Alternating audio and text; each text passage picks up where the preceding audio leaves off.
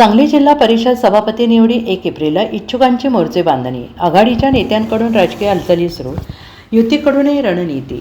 जिल्हा परिषदेत अध्यक्ष आणि उपाध्यक्षांची निवड बुधवार दिनांक 18 मार्च रोजी झाल्यानंतर आता विषय समिती सभापतींच्या निवडीकडे राजकीय वर्तुळाचे लक्ष लागून राहिले आहे. 1 एप्रिल रोजी सभापती निवडी होणार असून त्याबाबतची नोटीस मिरज उपविभागीय अधिकारी तथा पीठासन अधिकारी उत्तम दिघे यांनी काढली असून इच्छुक सदस्यांनी मोर्चे बांधणी सुरू केली आहे. सभापती निवडीबाबत महाविकास आघाडीच्या नेत्यांकडून राजकीय हालचाली सुरू असून युतीकडून रणनीती आखली जाते आहे.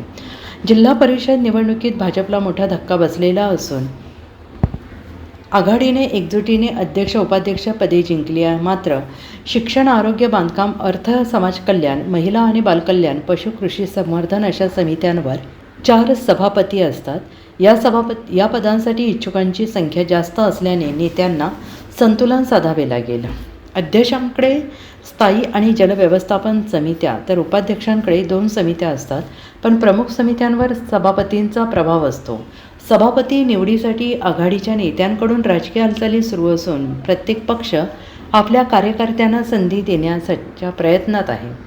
युतीकडून ऐनवेळी गेम पलटण्यासाठी रणनीती आखली जात असल्याचं बोललं जात आहे, ज्यामुळे आघाडीने सावध भूमिका घेतली आहे. अध्यक्ष उपाध्यक्ष निवडीप्रमाणे समन्वयाचा फॉर्म्युला इथेही वापरला जाण्याची शक्यता आहे.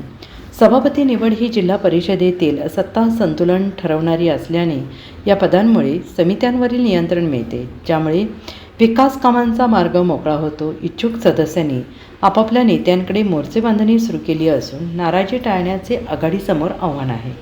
विरोधकांकडूनही ही तयारी असल्याने सभापती निवड चुरशीची होण्याची शक्यता आहे. त्यामुळे सभापतीपद कोणत्या गटाला मिळेल, खुर्चीवर कोणाची वर्णी लागेल यावर जोरदार चर्चा रंगल्या आहेत. Bureau report, SVN Marathi, Sangli.